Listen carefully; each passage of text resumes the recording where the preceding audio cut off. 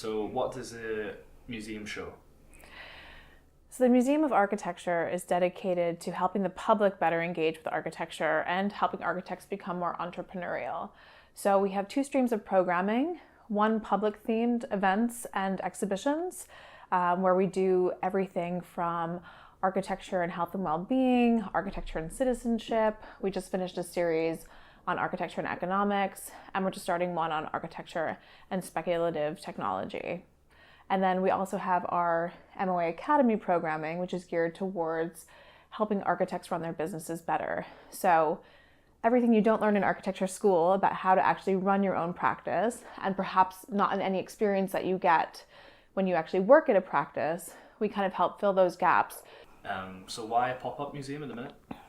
So we're a pop-up museum at the minute because it costs a few $100,000 to millions of pounds to actually have a permanent space, but it is something that we are working on currently. We've been a pop-up for 12 years.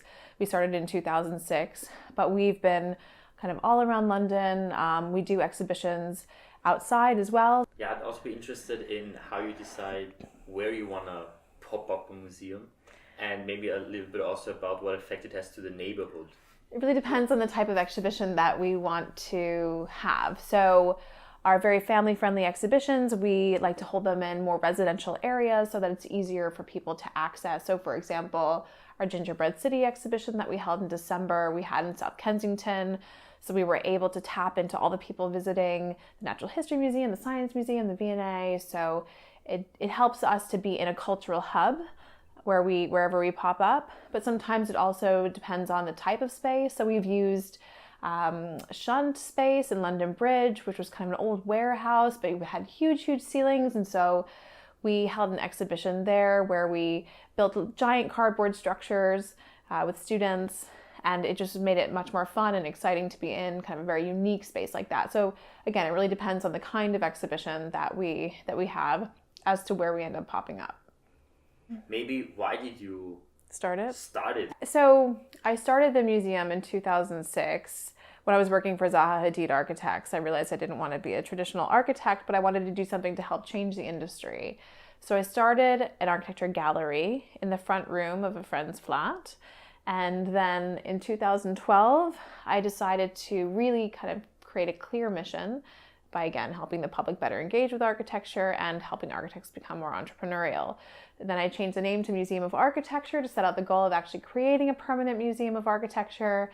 We're now in 2018, and now we're actually really working on getting a permanent space and creating a permanent collection. Do you think the public know enough about architecture in London? I don't. I think there's it's a tricky topic because I think people are aware of architecture. Obviously, we use it every day in everything we do, but unfortunately, I think the relationship between architects and the public is based around either buildings that people don't like, and so they turn down planning applications, or they think architects are expensive. So it's really trying to educate people on the value of architects and how they can actually bring creativity to a project, help solve problems, and perhaps even hopefully stop people from building buildings that don't actually work for them. So I think those are some of the key things that I think architects can help with, but I think it's just helping people understand what that's all about and how to actually access architects. And then on the other hand, helping architects understand actually what the people who are using the buildings really want and kind of how to better communicate with each other to get a result that both are happy with. So the purpose of your museum is to engage with the public? Yeah, so the purpose is to engage with the public, and we do that through our public programming. So looking at how architecture sits within the cultural context. So everything from architecture and health and well-being to architecture and citizenship, architecture and economics. So really responding to what the current conversations are out in the public and sort of bringing them in and understanding how architecture relates to those conversations. Do you think the role of an architect is expanding? I do think it's expanding. We're really interested in the way that architects can work with other industries. So we've already run a series of events looking at how architects can work with neuroscientists. At the moment, we're looking at how architects can work with space scientists. And so obviously if there's going to be some exploration of Mars, what role do architects potentially play in that? What can we learn from the technology that's being developed from that to potentially use on Earth? So I think there's a lot that different industries can learn from each other. And I think that the growth of both of those industries, or the multiple industries, can learn from kind of the intersection of the two. Mainly all the architecture topics are very complicated and not easy to comprehend if you're not an academic. So do you also try sort of to fight against this and to have an easy approach for non-architects? Our approach is very much geared towards the public. So we don't often use theoretical speak. We really try and make things accessible. We really try to talk about architecture in a way that many people can understand. And again, on our panel discussions, we often have people from different industries. So we'll never just have an entire panel of architects. And you think, I suppose, architects can learn a lot from taking a step back and looking into other disciplines. Do you think other disciplines can learn something from architects? Absolutely. I think when we held the conference on neuroscience and architecture, I think the neuroscientists were really interested in how architects talk about space, because it allows them a different language to talk about the kind of work that they're working on and the kind of the results that they're getting.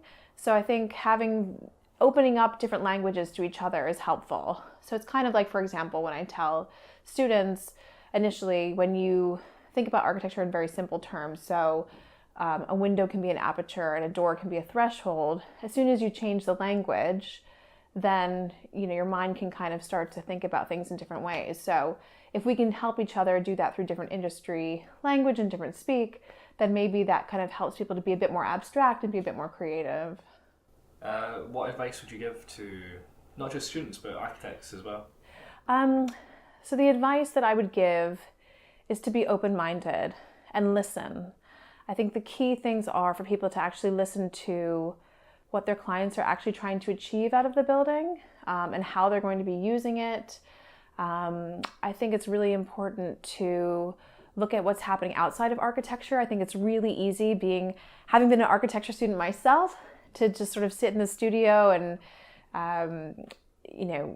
think away with your group and with the architects. But at the same time, I think it's really important to talk to other people, again, in other industries, and go to lectures that are not in your discipline, and kind of see what they're doing, and look at kind of the technology that they're working with, look at the science that they're working with, and how that could be potentially applied to architecture.